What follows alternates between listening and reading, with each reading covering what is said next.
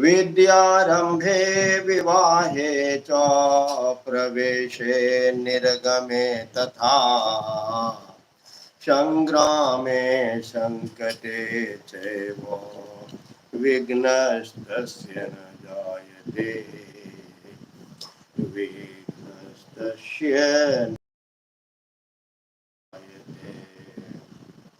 शुक्लांबरधरं देवं शशिवर्णं चतुर्भुजं प्रसन्नवदनं ध्यायेत् सर्वविघ्नोपशान्तये।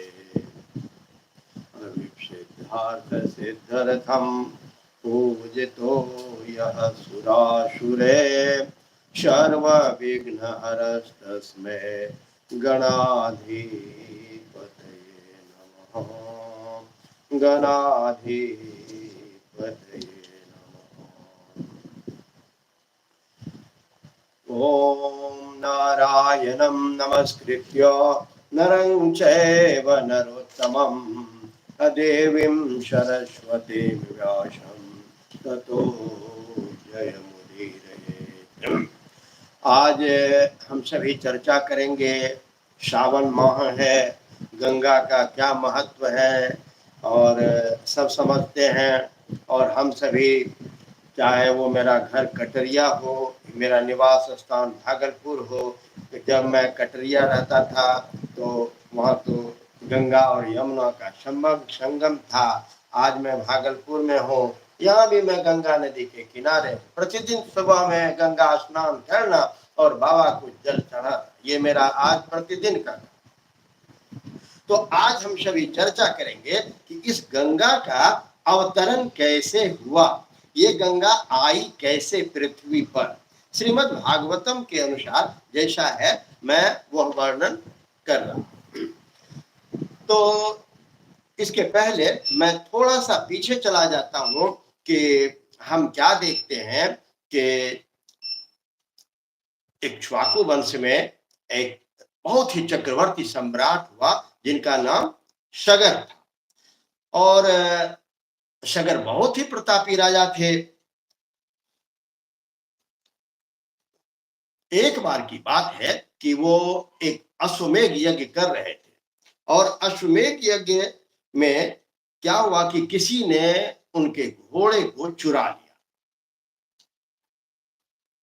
राजा शगर के 60,000 पुत्र थे, वो सभी पूरे सभी सातों द्वीप में खोजने को निकल पड़े कि कहां पर है, किसने चुराया है। ढूंढते ढूंढते वो क्या देखते हैं कि पूर्व और उत्तर के कोने पर कपिल मुनि के आश्रम के पास उन्हें अपना अश्व दिखाई दिया और उन्होंने सोचा कि इस मुनि ने ही हमारे पिता के यज्ञ के घोड़े को चुराया है और उन पर अपशब्द तरह तरह के बातें कहने लगा। इससे कपिल मुनि के आंख खुलने पर ही वे सभी जो है वो जल करके राख हो जाते हैं। और फिर यह पूछने पर कि अब कैसे इन सबों का उद्धार होगा, तो बताते हैं कि जब इस पृथ्वी पर मां गंगे का अवतरण होगा, गंगा आएगी, तभी इनका उद्धार हो सकता है। तो आज हम सभी भगीरथ का चरित्र और गंगा के अवतरण की कथा का वर्णन सुनेंगे।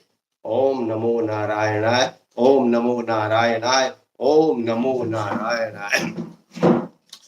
श्री शुक उवाच अंशो मांश्च तपस्तेपे गंगा नयन काम्यया कालं महन्तं न शक्रोत ततः कालेन संस्थितः दिलीपस्तत्सुतस्तद्वद्वाशक्तः कालमेवान् भगीरथस्तस्य पुत्रस्तपे सह सोमहतपम्। श्री सुखदेव जी कहते हैं, हे परीक्षित, अंशुमान ने गंगा जी को लाने की कामना से जब बहुत घोर वर्ष तक तपस्या की, परंतु उन्हें सफलता नहीं मिली और समय आने के पहले उनकी मृत्यु हो गई। अंशुमान के पुत्र दिलीप ने भी वैसी ही तपस्या की, परंतु वे भी असफल ही रहे। समय आने पर दिलीप की भी मृत्यु हो गई और वह भी गंगा को धरती पर लाने में समर्थ न हो सके। दिलीप के पुत्र थे राजा भगीरथ, अंशुमान, अंशुमान का पुत्र दिलीप और दिलीप के पुत्र हुए राजा भगीरथ।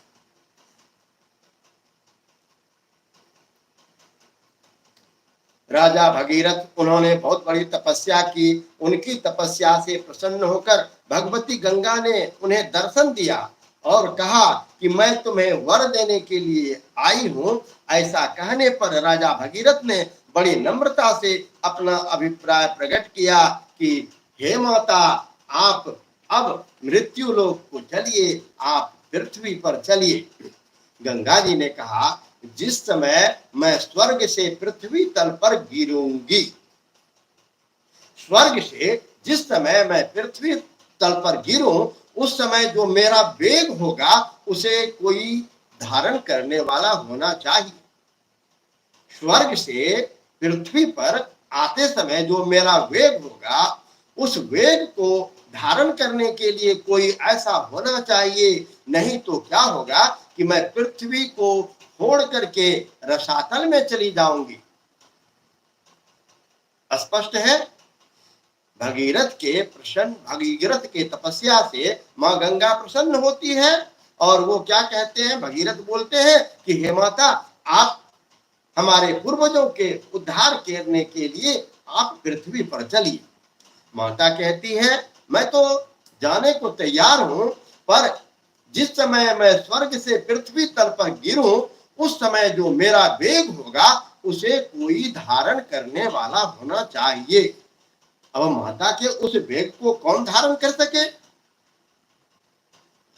और ऐसा नहीं होने पर क्या होगा कि मैं पृथ्वी को फोड़ करके रसातल में चली जाऊंगी और इसका क्या होगा, इसके कारण मैं पृथ्वी पर भी नहीं जाऊंगी और लोग क्या होगा कि मुझे अपने पाप को धोएंगे, फिर मैं उस पाप को कहां धोऊंगी। भगीरथ, इस विषय में तुम स्वयं विचार करो। अब भगीरथ के पास ये समस्या हो गई कि उस मां गंगे के वेग को कौन धारण कर सकते हैं। आज गंगा की क्या स्थिति है, गंगा तट पर रहने वाले लोग जानते हैं। आज सावन मास है तो गंगा दिखाई देती है, नहीं तो गंगा का दर्शन भी नहीं। तो गंगा बहुत ही पवित्र, हम लोगों के लिए पाप हारिणी, हम सबों के लिए हम सभी भाग्यशाली हैं कि हमारे पास से गंगा गुजरती है।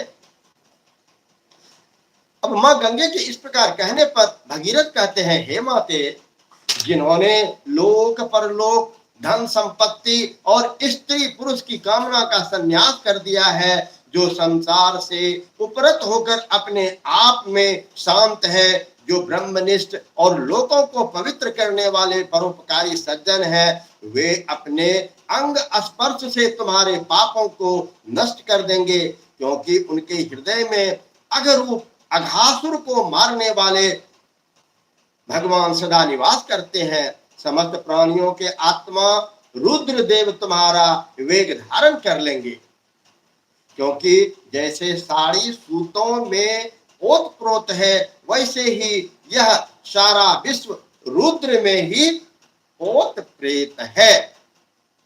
शिवोहम शिवोहम शिवोहम शिवोहम, हमेशा यह पूरा रुद्र शिव जो है वह ही इस पृथ्वी के, इस धरती के नियंता है।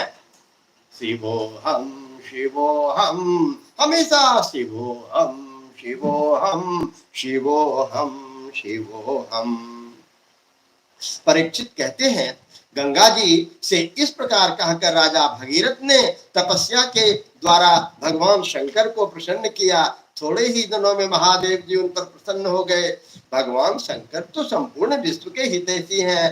राजा की बात उन्होंने तथास्तु कह करके, तथास्तु तथास्तु, तुम जैसा चाहते हो वैसा ही हो, तथास्तु। तो राजा भगीरथ की बात पर प्रभु श्री और हमारे जो क्या कहते हैं शंकर जी है वो तो आशुतोष, आशुतोष।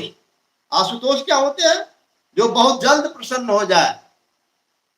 धतूरा दे दो, जल दे दो और वो प्रसन्न हो जाते हैं। बोलो तुम क्या चाहते हो। भगवान शंकर तो संपूर्ण विश्व के हितैषी हैं और राजा भगीरथ की बात सुनकर के उन्होंने तथास्तु कहकर स्वीकार कर ली। फिर शिव जी ने सावधानी पूर्वक गंगा जी को अपने सिर पर धारण किया। क्यों न हो, भगवान के चरणों का स्पर्श होने के कारण गंगा जी का जल परम पवित्र जो है। इसके बाद राजर्षि भगीरथ त्रिभुवन पावनी गंगा जी को वहां ले गए जहां उनके पितर के शरीर राख से ढेर बने हुए थे।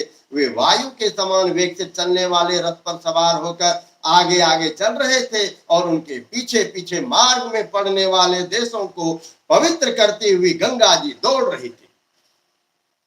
इस प्रकार गंगा सागर संगम पर पहुंचकर, और हम बहुत भाग्यशाली हैं कि मेरा जो जन्म हुआ है वहां पर गंगा और कोसी का संगम है। आज तो वह त्रिमोहिनी नाम से बहुत प्रसिद्ध है। इस प्रकार गंगा सागर संगम पर पहुंचकर उन्होंने सागर के जले हुए पुत्र को अपने जल में डुबा दिया। यद्यपि सागर के पुत्र ब्राह्मण के तिरस्कार के कारण भस्म हो गए थे, इसलिए उनके उद्धार का कोई उपाय नहीं था। अतः ब्राह्मण के प्रति वो किसी भी प्रकार का द्वेष नहीं रखना चाहिए, क्योंकि जो भी ब्राह्मण है वह हमेशा दूसरों के लिए प्रार्थना करता है, सबों के लिए प्रार्थना करता है।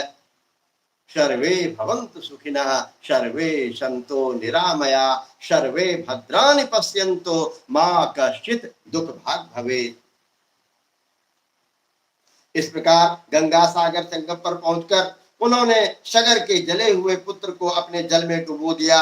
यद्यपि सागर के पुत्र ब्राह्मण के तिरस्कार के कारण भस्म हो गए थे, इसलिए उनके उद्धार का कोई उपाय न था।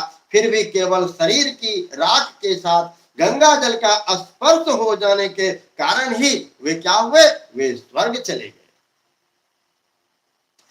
परीक्षित, जब गंगा जल से शरीर की राख का स्पर्श हो जाने से सागर के पुत्रों की स्वर्ग की प्राप्ति हो गई, तब जो लोग श्रद्धा के साथ नियम लेकर गंगा जी का सेवन करता है उनके बारे में क्या कहना।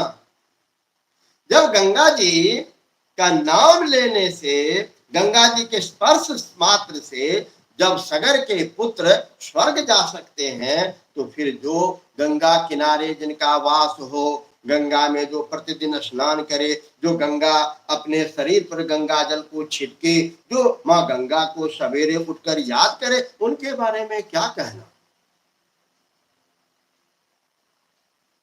मैंने गंगा जी के महिमा के संबंध में जो कुछ कहा है उसमें आश्चर्य की कोई बात नहीं है, क्योंकि गंगा जी भगवान के उन चरण कमलों से निकली है जिनका श्रद्धा के साथ चिंतन करके बड़े बड़े मुनि निर्मल हो जाते हैं और तीनों गुणों के कठिन बंधन को काटकर तुरंत भगवान बन जाते हैं। फिर गंगा जी संसार का बंधन काट दे तो इसमें कौन सी बड़ी बात है।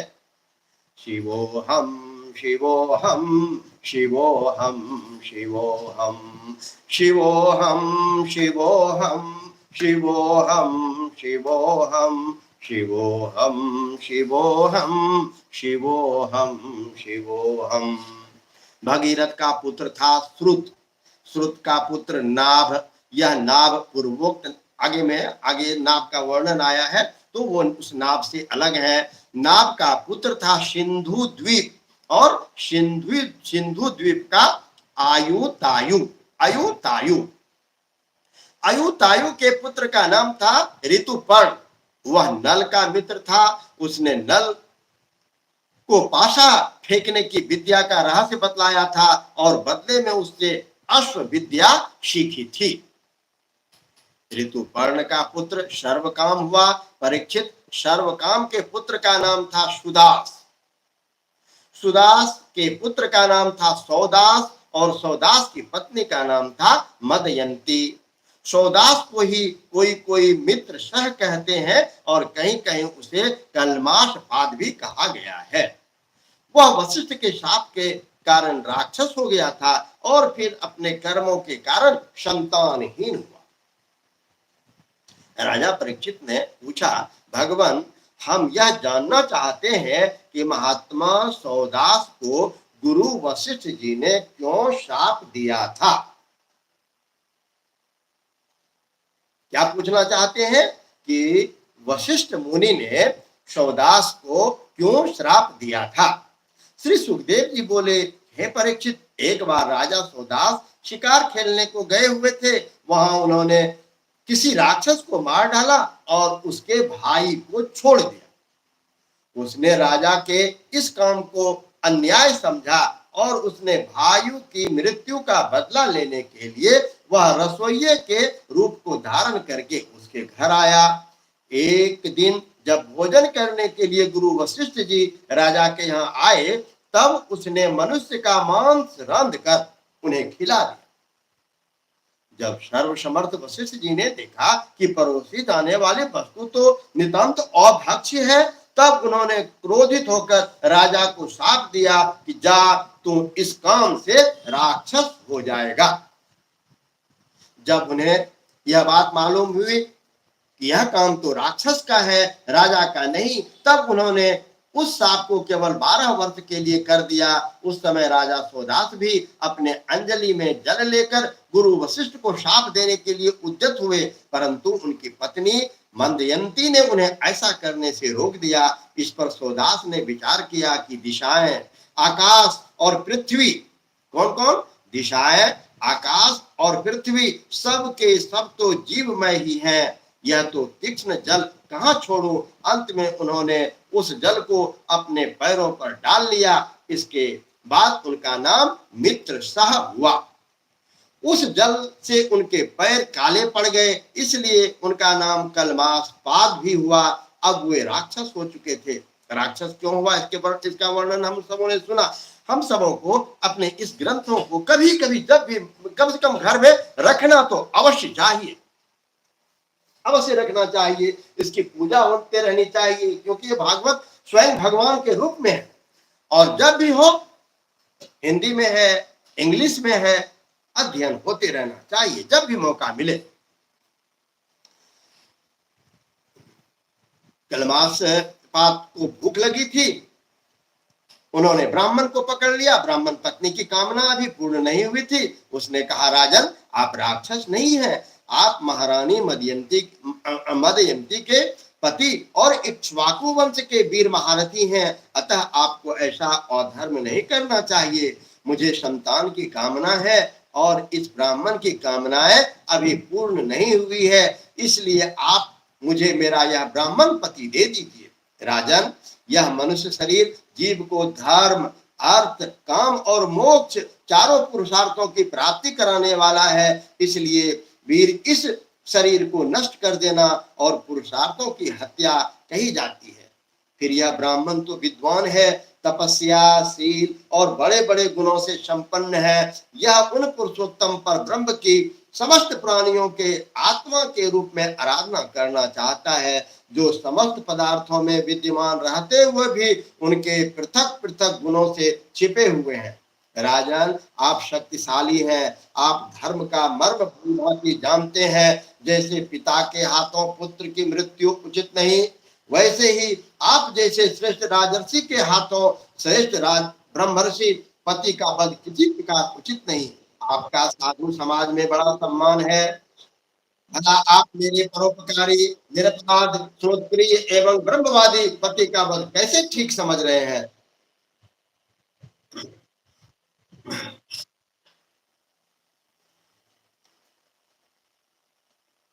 आप साधु समाज का में आपका बड़ा सम्मान है। आप मेरे परोपकारी, निरपराध, क्षत्रोत्री एवं ब्रह्मवादी पति का वध कैसे ठीक समझ रहे हैं। ये तो गौ के समान निरीह हैं, फिर भी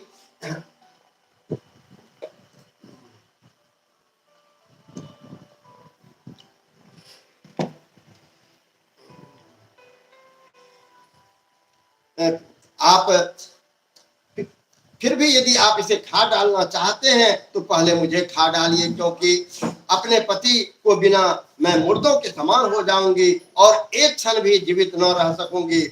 ब्राह्मण पत्नी बड़ी ही कामना पूर्ण वाणी में इस प्रकार कहकर अनाथ की भांति रोने लगी, परंतु सवदास ने साप से मोहित होने के कारण उनकी प्रार्थना पर कुछ भी ध्यान न दिया और ब्राह्मण को वैसे ही खा गया जैसे बाघ किसी पशु को खा जाए। जब ब्राह्मणी ने देखा कि राक्षस ने मेरे गर्भाधान के लिए उद्दत पति को खा लिया, तब उसे बड़ा शोक हुआ। सती ब्राह्मणी ने क्रोध करके राजा को शाप दे दिया, रे पापी, मैं अभी काम से पीड़ित हो रही थी, ऐसी अवस्था में तुमने मेरे पति को खा डाला है। इसलिए मूर्ख, जब तुम स्त्री से सहवास करना चाहेगा तभी तेरी मृत्यु हो जाएगी, यह बात मैं तुम्हें सुझाई देती हूँ। इस प्रकार मित्र सह को शाप देकर ब्राह्मणी अपने पति की अस्थियों को धधकती हुई चिता में डालकर स्वयं भी सती हो गई और उसने वही गति प्राप्त की जो उसके पतिदेव को मिली थी। क्यों ना हो, वह अपने पति को छोड़कर और किसी लोक में जाना भी तो नहीं चाहती थी। 12 वर्ष बीतने पर राजा सौदास शाप से मुक्त हो गए। जब वे सहवास के लिए अपनी पत्नी के पास गए तब उसने इन्हें रोक दिया, क्योंकि उसे उस ब्राह्मणी के शाप का पता था। इसके बाद उन्होंने स्त्री सुख का बिल्कुल ही परित्याग कर दिया। इस प्रकार अपने कर्म के फल से वे संतानहीन हो गए।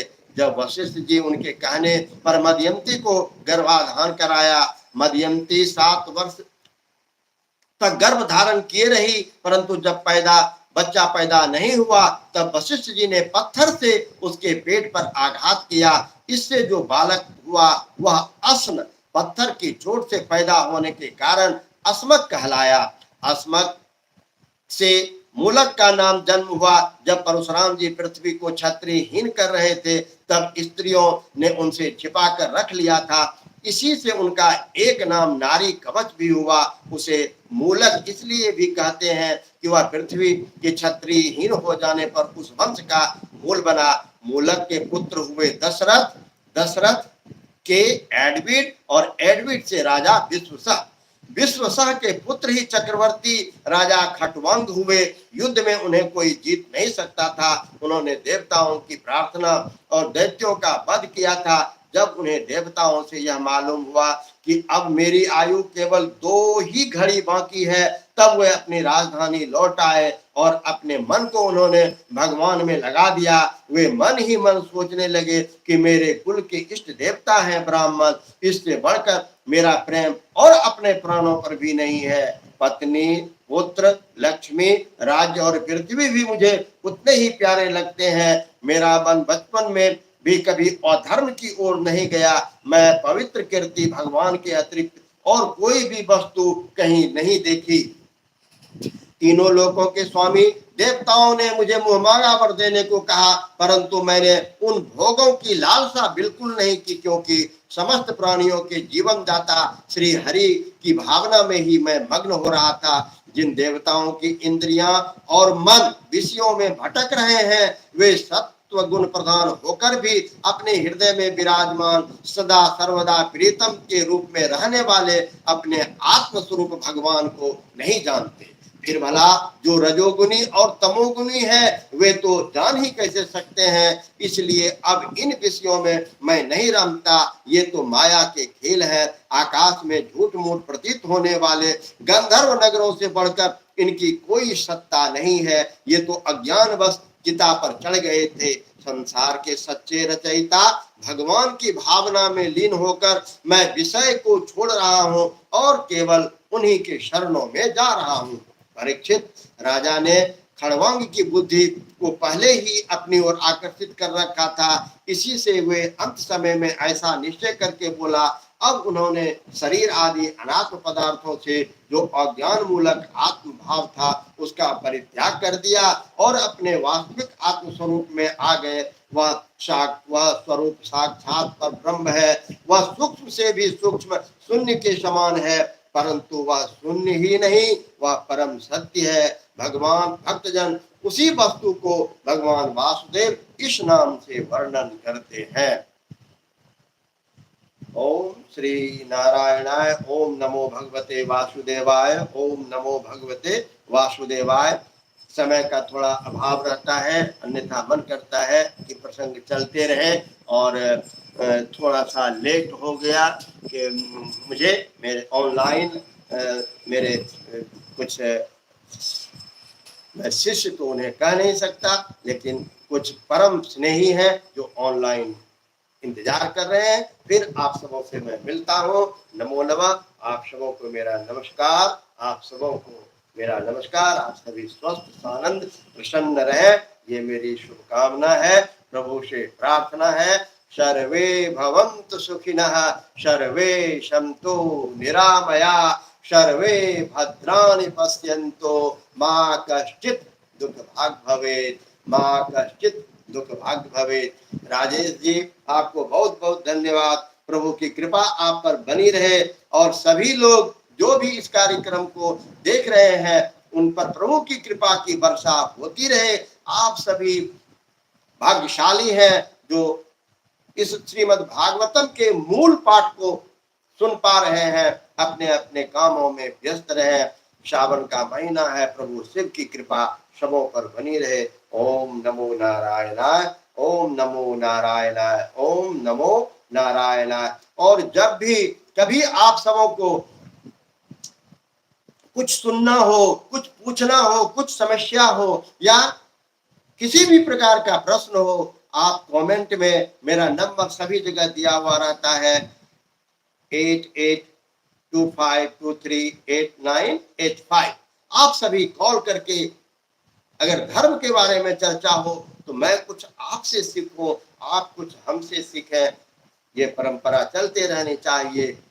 ओम नमो नारायणाय, ओम नमो नारायणाय, ओम नमो नारायणाय।